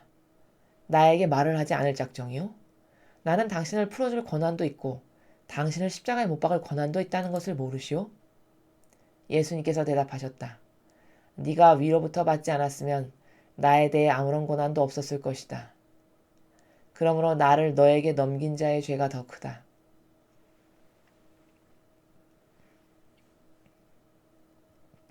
그때부터 빌라도는 예수님을 풀어줄 방도를 찾았다. 그러나 유다인들은 외쳤다. 그 사람을 풀어주면 총독께서는 황제의 친구가 아니오. 누구든지 자기가 임금이라고 자처하는 자는 황제에게 대항하는 것이오. 빌라도는 이 말을 듣고 예수님을 밖으로 데리고 나가 리토스 트로토스라고 하는 곳에 있는 재판석에 앉았다. 리토스 트로토스는 히브리 말로 갑바타라고 한다. 그날은 파스카 축제 준비일이었고 때는 낮 12시쯤이었다. 빌라도가 유다인들에게 말하였다. 보시오, 여러분의 임금이오. 그러자 유다인들이 외쳤다. 없애버리시오, 없애버리시오. 그를 십자가에 못 박으시오. 빌라도가 그들에게 물었다. 여러분의 임금을 십자가에 못 박으란 말이오? 수석 사제들이 대답하였다. 우리 임금은 황제뿐이요.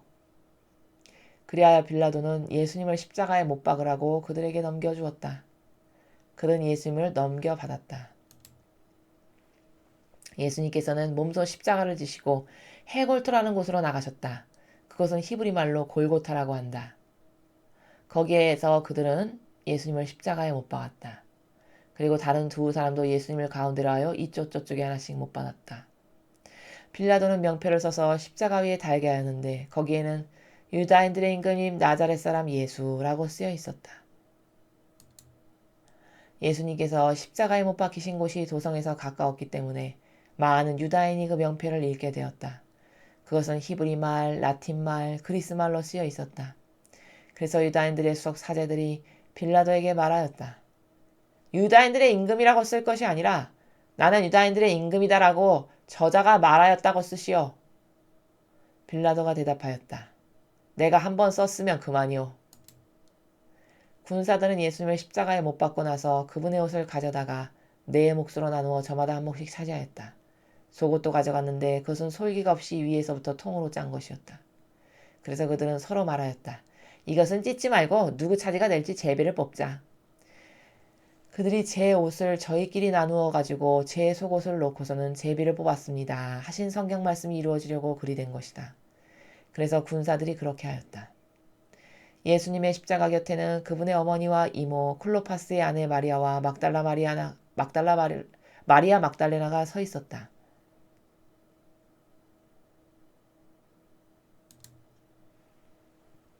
예수님께서는 주님의 어머니와 그 곁에 선 사랑하시는 제자를 보시고 어머니에게 말씀하셨다. 여인이시여, 이 사람이 어머니 아들입니다. 이어서 그 제자에게 말씀하셨다. 이분이 내 어머니시다. 그때부터 그 제자가 그분을 자기 집에 모셨다. 그 뒤에 이미 모든 일이 다 이루어졌음을 아신 예수님께서는 성경 말씀이 이루어지게 하시려고 말씀하셨다. 목마르다. 거기에는 신포도주가 가득 담긴 그릇이 놓여 있었다. 그래서 사람들이 신포도주를 듬뿍 적신 해면을 우슬초가지에 꽂아 예수님의 입에 갖다 대었다. 예수님께서는 신포도주를 드신 다음에 말씀하셨다. 다 이루어졌다. 이어서 고개를 숙이시며 숨을 거두셨다. 잠시 묵상하시겠습니다.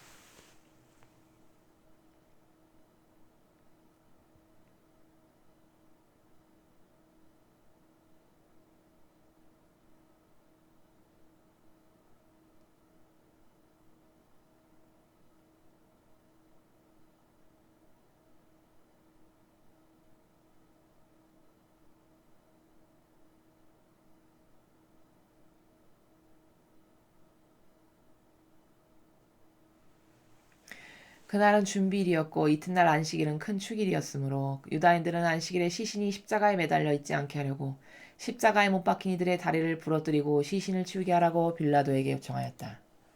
그리하여 군사들이 가서 예수님과 함께 십자가에 못 박힌 첫째 사람과 또 다른 사람의 다리를 부러뜨렸다. 예수님께 가서는 이미 숨지신 것을 보고 다리를 부러뜨린 대신 군사 하나가 창으로 그분의 옆구리를 찔렀다. 그러자 곧 피와 물이 흘러나왔다. 이는 직접 본 사람이 증언하는 것이므로 그의 증언은 참되다. 그리고 그는 여러분이 믿도록 자기가 진실을 말한다는 것을 알고 있다. 그의 뼈가 하나도 부러지지 않을 것이다 하신 성경 말씀이 이루어지려고 이런 일들이 일어난 것이다. 또 다른 성경 구절은 그들은 자기들이 찌른 이를 바라볼 것이다 하고 말한다. 그 뒤에 아리마테아 출신 요셉이 예수님의 시신을 거두게 해달라고 빌라도에게 청하였다. 그는 예수님의 제자였지만 유다인들이 두려워 그 사실을 숨기고 있었다. 빌라도가 허락하자 그가 가서 그분의 시신을 거두었다. 언젠가 밤에 예수님을 찾아왔던 니코데모도 모략과 침향을 섞은 것을 100리트라쯤 가지고 왔다. 그들은 예수님의 시신을 모셔다가 유다인들의 장례 관습에 따라 향료와 함께 암아포로 감쌌다.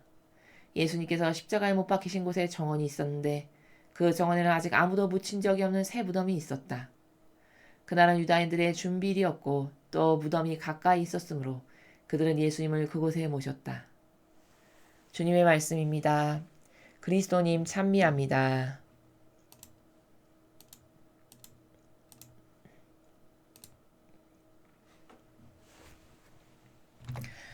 예, 그 순환 복음을 여러분께서 그 며칠 전 그 주님 순환 성지주일 일요일 때 순환 복음을 한번 들으셨죠? 그때는 마테오 복음인가였고 오늘은 이게 이제 요한 복음입니다. 똑같은 주님의 순환 복음이지만 그래서 약간씩 조금씩 그 기록에 따라서 약간씩 묘사가 다르고 표기가 다르신 것을 여러분이 발견하셨을 겁니다. 자, 오늘 요한 사도가 전해주는 이 순환 복음에서 먼저 큰 관점적으로 보면은 이런 겁니다. 그 각각의 마귀에게 휩쓸려서 살아가는 세력들이 어떻게 마귀적 도구를 하고 있는가를 한번 보세요. 이 유다인들, 그 바리사야 율법학자들과 수석사제들에게 경도된, 그쵸?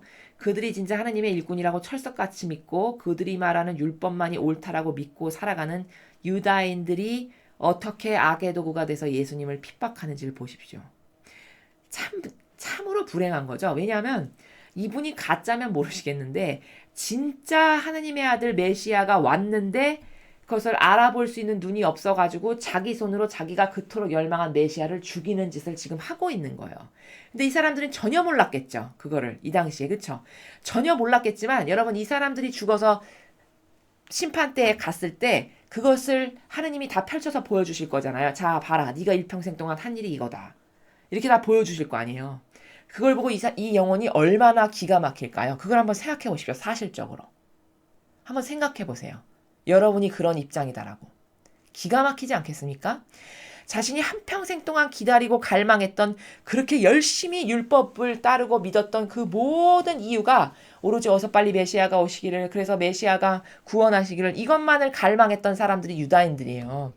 그런데 그렇게 자기가 원하고 갈망한 분이 진짜 와 오셨는데 그 진짜를 바라보는 눈이 가로막히고 눈가기가 다 닫혀버려가지고 진짜를 가짜라고 자기 멋대로 자기 여태까지 잘못 들은 관념에 휩싸여가지고 그 고정관념 때문에 그 프레임에 완전히 갇혀가지고 진짜를 핍박하고 모욕하고 모독하고 죽이는데 앞장섰다라는 것을 죽고 난 다음에 펼쳐지는 사실에서 봤을 때 여러분, 그게 얼마나 기가 막힐지 한번 생각해 보십시오.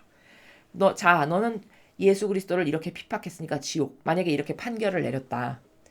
그럼 지옥 가면서 그 영혼이 얼마나 억울할까요? 그렇죠? 그러나 이미 늦었다는 거죠. 그런 악의 세력. 자, 그리고 또 여기 참 바보 같은 이 베드로라고 하는 주님의 제자의 세력을 보십시오. 이 베드로를 포함한 이 제자들을 통해서는 우리가 뭘 발견해야 되냐면은, 사람이 아무리 선하고 착하고 예수님을 사랑하는 마음을 갖고 있더라고 하더라도 이 결정적 순간에 옳게 반영하기 위해서는 인간적이라고 하는 자신의 그 속성이 있죠. 내 안위를 돌보고 내가 좋아지고 내 익숙한 것, 내 정서, 이런 것을 완전히 깔끔히 치워버리고 없애버리지 않는 한 인간적이라는 것 안에서 살아가는 사람은 이 결정적 순간을 이렇게 놓쳐버리게 돼요. 그래서 질 떨어지는 삶을 사는 거예요. 그게 베드로를 보고서 우리가 깨달아야 될 겁니다. 베드로 사도는 예수님을 사랑 안 했냐? 아니요, 사랑했어요. 예수님을 진짜 믿지 않았냐? 아, 믿었죠. 주님은 하나님의 아들 그리스도십니다라고 증언했던 사람이 베드로 사도였잖아요. 그러니까 예수님이 그걸 인정하시기를, 시몬 바르나바야, 그건 네 육이 알아서 하는 말이 아니라 내 아버지께서 성령으로 너에게 넣어주셔서 그 성령의 감도를 받아서 너가 그것에 올바르게 반영해서 지금 올바른 증언을 하는 거다. 이렇게 말씀하시죠. 그만큼 성령의 감화를 받고 감도를 받아서 그 성령 안에 살았을 때 베드로 사도의 반향과 오늘 이렇게 결정적 순간에 예수님을 지금 증언하고 그분의 이 고통과 핍박에 동참하고 그 누구보다도 앞장서서 같이 십자가를 지고 자기가 따라가야 됐을 수석 사제인데도 불구하고 어떻게 반향을 했죠? 비겁자로 숨었잖아요. 그럼 이건 뭘까? 질 떨어지는 반향을 한 거예요. 결정적 순간에. 베드로 사도가. 그럼 왜 질 떨어지는 반향을 할 수밖에 없는가? 그가 인간적이라고 하는 나라에서 살았기 때문이에요. 인간적인 그 자아의 나라는 뭐죠? 항상 자기를 돌보게 해요. 가장 취약점이 자신의 안위를 돌보게 합니다. 이게 자아가 가지고 있는 아주 맹점 중에 하나예요. 끊임없이 내 안위, 내가 좋아지는 것, 내가 익숙한 것, 내가 편한 것, 내 선, 내 기준, 내 취향, 내 기호를 따르게 하는 게 이 자아가 가지고 있는 속성이에요. 오늘 베드로 사도는 그 자아를 극복하지 못했기 때문에 두렵고 무서워서 그 결정적 순간에 숨은 거죠. 비겁자로서. 닭이 딱 3번 울고 나니까 그때서야 깨닫잖아요. 아, 예수님이 너는 닭이 3번 울기 전에 나를 모른다라고 3번이나 할 것이다. 이렇게 말씀하셨는데 진짜구나. 그리고 통 안에 눈물을 흘리잖아요. 그러나 이미 끝난 거예요. 반향할 수 있는 시간은 끝나버렸어요. 그러니까 질이 100%짜리가 될 수 있었던 것이 확 떨어져서 30% 20%짜리로 떨어지게 역사하는 악은 누구냐? 순전히 인간의 그 영혼 안에, 인성 안에 살아가는 그 자아라고 하는 그 저주받을 그 자아가 늘 자신의 영혼을 멸망으로 이끈다는 이 사실 여러분 철저히 깨닫지 않으면 이 자아가 얼마나 자신의 영혼을 패망으로 이끈다는 것을 여러분이 진짜 리얼하게 인식 못하면 결정적 순간에 이렇게 베드로 사도와 같은 배신 행위를 자기도 모르게 하게 되는 거예요. 그럼 이 사람이 마음속으로 배신해야지 이런 마음을 갖고 있었던 게 아니라는 거죠. 그러나 그 무서움이 그때 용서섬 치고 그 두려움이 용서섬 쳐서 거기에 확 넘어가서 이렇게 할 수밖에 없는 한심한 반향밖에 안 나오게 하는 게 다 자아다라는 거예요. 자, 이런 두 번째 세력. 그리고 또 뭐죠? 빌라도라고 하는 세 번째 세력이 나와요. 빌라도는 예수님이 이 사람이 메시아냐 뭐 그리스도냐 이런 것에 대한 관심이 없는 하느님을 모르는 사람이었지만 촉으로 감으로 조금 느꼈어요. 오늘 이 반향의 나라를 보면 그렇죠, 여러분. 조금 뭔가가 있는데 이 정도는 느꼈던 거예요. 빌라도가. 그러니까 함부로 손대고 싶지 않았던 거예요. 이 예수라고 지칭되는 이 사람에 대해서 함부로 이렇게 관여하거나 깊숙이 거기에 발을 담그고 싶지 않았던 거예요. 왜? 자신의 이렇게 좀 자신이 다스리는 이 동네에서 뭐 이렇게 큰 무리를 일으키거나 좀 조용히 넘어가서 자기의 뭐 진급이나 이런 거에 영향 안 받게끔 이렇게 살아가고 싶은데 하필 이런 게 자기 관할 구역에서 터진 거죠. 이 빌라도 사람 입장에서 봤을 때는. 그러니까 이런 것에 좀 되도록이면 손을 덜 담그고 덜 개입하고 싶었던 게 역력히 드러나요. 그렇죠?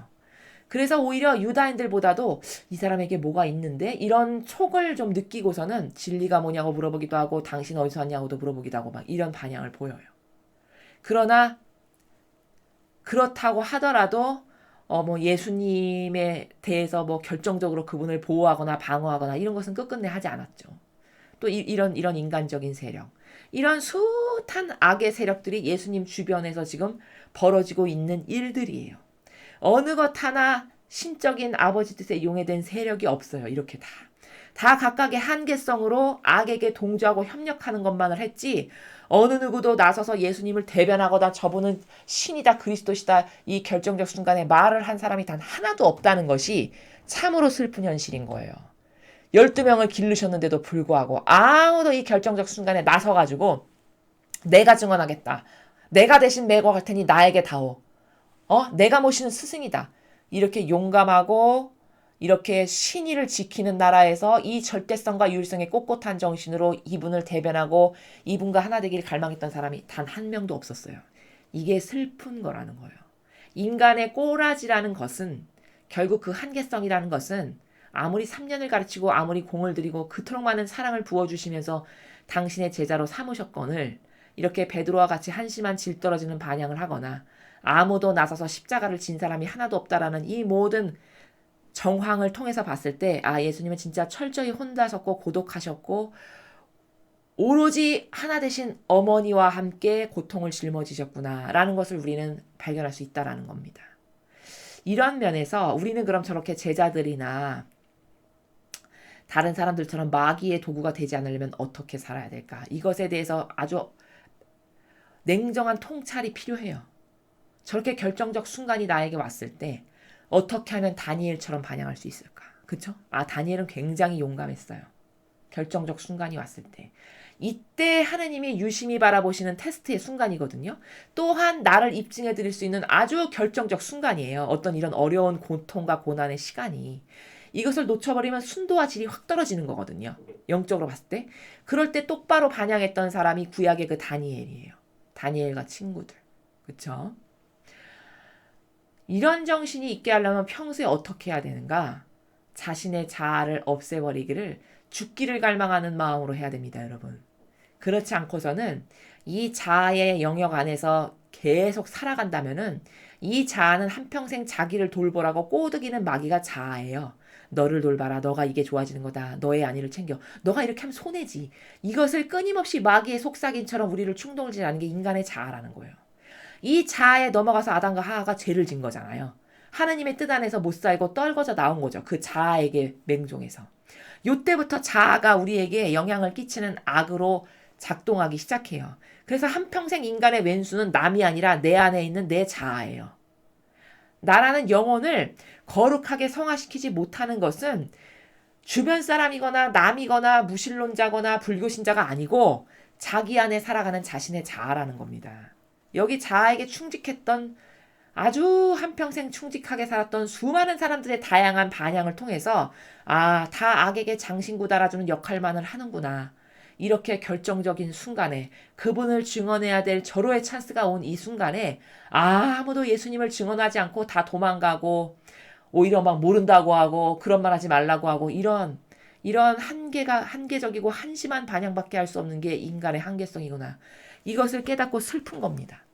우리는 그럼 어떻게 하면 여기서 벗어날 수 있냐는 거죠. 이 자아를 꺾어버리지 않고는 내 영혼이 예수님이나 성모님의 정신세계에서 살기는 어려운 거다. 이것을 아주 냉정하게 발견하셔야만 된다는 것을 오늘 이 순환복음을 통해서 여러분께 말씀을 드리고 싶습니다. 자, 그리고 추가적으로 여러분께 여기 하나 알려드릴 게 있어요. 뭐냐면 여기 개신교에서 보통 성모님에 대해서 가르치기를 그 성경에 이런 구절 있죠. 누가 내 어머니고 누가 내 형제냐?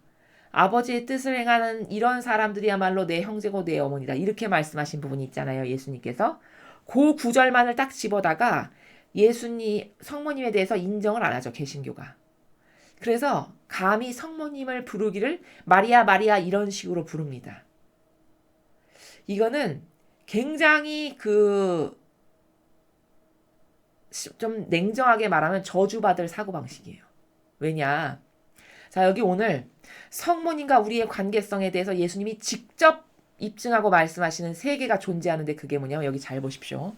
돌아가실 때 임박하니까 예수님께서 뭐라고 말씀하시냐면 사도 요한이 옆에 하나 있었어요. 그 마지막에. 그러니까 사도 요한에게 먼저는 어머니에게 이렇게 말씀하시죠. 여인이시여 이 사람이 어머니 아들입니다. 사도 요한을 지칭하면서 이 사람이 어머니 아들입니다. 이렇게 말씀하셨어요. 그리고 나서는 사도 요한에게 뭐라 하셨냐면 이분이 내 어머니시다. 라고 이렇게 말씀을 하세요. 자, 저 말씀의 본질적 의미는 뭐냐면은 신적인 질서를 가르쳐 주시는 거예요. 어떤 신적인 질서냐면 개신교가 가지고 있는 사고방식은 참으로 저급한 게 뭐냐면 이런적 사고방식밖에 없다는 게 누가 내 어머니고 내 형제냐? 아버지 뜻을 행하는 사람이 내 형제고 내 어머니다. 이렇게 말씀하신 것은 그게 성모님은 내 엄마가 아니야. 이렇게 부인하는 말이 아닙니다. 여러분, 예수님은 누누이 말씀드리지만 다 본질의 나라에서만 말씀하세요. 그분은.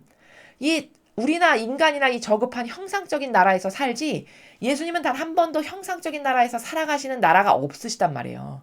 그러니까 그분의 말씀하시는 모든 것은 왜 제자들이 못 알아들을 수밖에 없었냐면 다 본질과 의미와 신적 질서의 나라에서만 말씀하시기 때문에 그 사고방식의 체계가 갖추어지지 않은 제자들의 나라에서는 저 무슨 말이야. 동문서답할 수밖에 없는 거예요. 이 코드가 안 맞기 때문에. 그래서 그 누가 내 어머니냐는 그 말은 뭐냐면 공적인 일을 하시는 예수님께서 당신의 사명을 수행하시는 그 정신세계의 나라를 말씀하시기를 그 신적 질서를 성립하시기를 너희는 나와 혈연관계로서의 나의 형제자매는 아니지만 신적 질서에서 봤을 때는 너도 아버지의 뜻을 받아들였고 너도 아버지 뜻을 받아들였고 너도 아버지 뜻의 용해되기를 갈망하는 이런 사람들이잖니. 나는 아버지 뜻을 행하기를 원하는 그것만을 갈망하고 그래서 여기에 파견된 이야. 그러므로 우리 모두는 다 아버지의 뜻에 의해서 용해되고 한 뜻이 된 사람들이잖니. 그러니까 너희는 나의 형제자매들이다. 요 신적 질서를 가르쳐 주시기 위해서 그 비유를 말씀하시는 거다라는 거예요. 그걸 들어서 개신교는 성모님이 거부당했다는 둥 예수님으로부터 그 성경의 근본 원리의 질서도 모르면서 그렇게 이론적으로 성경을 해석해서 말해서 어머니께 모욕을 드리는 것은 저주받은 사고방식이라는 거예요. 오늘 예수님이 여기서 이렇게 신적인 질서를 정립하시잖아요. 손수.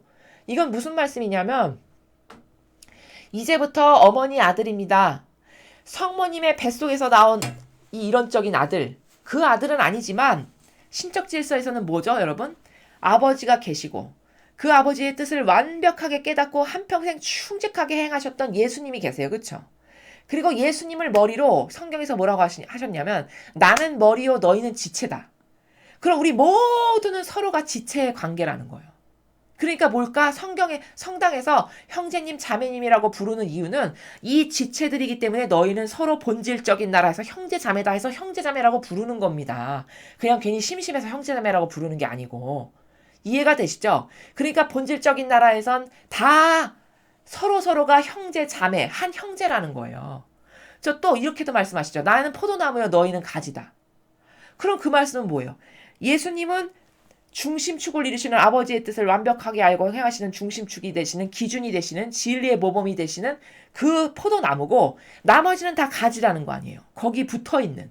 그러니까 누군가가 이 아버지의 뜻 진리를 인정하고 원하고 갈망해서 그것만을 받아들이려는 올바른 의지가 있어.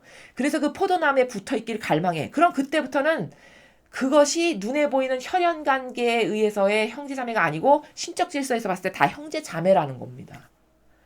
그런 신적 질서를 지금 정립하시는 거예요. 예. 너의 본질적인 어머니는 바로 이 성모님이 너의 본질적인 어머니시다라고 지금 성립하시는 거예요. 질서를. 왜? 예수님이 저 어머니에게서 나오셨죠. 그쵸? 그럼 이 사도들은 뭐예요? 예수님과 하나 된 사람들이잖아요. 한 뜻으로, 한 의지로. 그쵸? 그럼 예수님이 어머니의 아들이면 한 뜻이고 용해되길 갈망하는 이 사도들도 어머니 아들이 되는 게 지극히 당연한 거죠. 육적 근거에서가 아니라. 그러니까 이제 어머니 아들입니다. 라고 말씀하셨어요. 그리고 이제 이분이 내 어머니시다. 관계 설정을 정확히 아주 명확하게 신적 질서의 관계 설정을 예수님이 친히 해주신 거예요. 자, 그럼 사도 요한만 어머니 아들이냐? 아니죠. 자, 사도 요한은 뭐예요? 우리랑 똑같은 인성을 가진 인간이잖아요.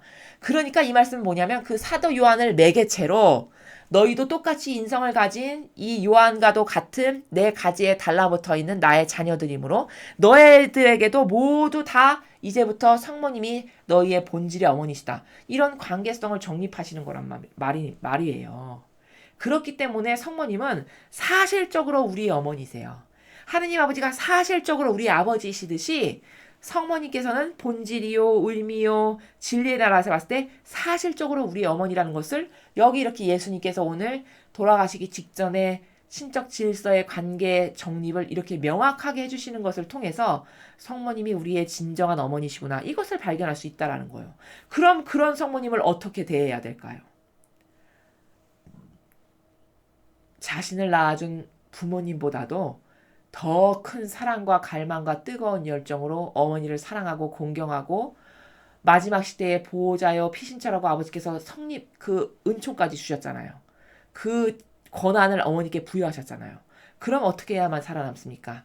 그 우리의 진정한 어머니신 성모니의 모성적 그 성심 안에 여러분의 영혼이 봉헌되지 않으면 이 마지막 시대에 살아남을 수 있는 방법은 없습니다. 아버지가 그렇게 설정값을 하셨기 때문에. 마귀가 판치는 이 세상에서. 이런 분이 우리 어머니시다라는 걸 똑바로 깨닫고 누가 여러분에게 특히 개신교의 신자분들이 그렇게 잘못된 이야기를 하면 오늘 배우신 이 질서를 가지고 성모님이 왜 우리의 어머니가 본질의 나라에서 되시는지 그들이 말하는 건 순전히 자연법의 얘기고 성경은 자연법에서 보면 하나도 맞지 않는다라는 이 근본적인 것을 여러분이 잘 전달하시기 바랍니다.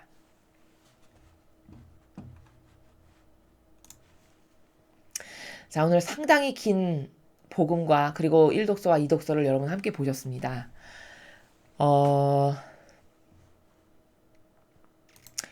우리는 매년 이런 성삼일이 오면은 진리를 몰랐을 때는 그 성삼일의 참된 의미가 뭔지를 잘 알지 못하고 그냥 막연하게 흘려보낼 때가 굉장히 많았어요. 근데 이 성삼일의 참된 의미는 진짜 예수님께서 오늘 읽으신 복음처럼 우리를 위해서 얼마나 많은 희생을 하셨는지 얼마나 많은 고통을 받으셨는지를 여러분께서 좀 더 리얼하고 사실적으로 깨닫고 그 사랑을 드려야 될 필요가 반드시 있습니다. 세상에 부족한 자식도요. 부모가 나를 위해서 엄청난 희생을 하는 것을 보면 정신이 똑바로 박힌 자식이라면 그 부모를 위해서 차라리 내가 고통을 받아야지. 저토록 많은 고통을 나 때문에 받으시는 건 옳지가 않아. 이렇게 말하는 게 세상의 올바른 자녀가 가지고 있는 양심이에요. 그쵸?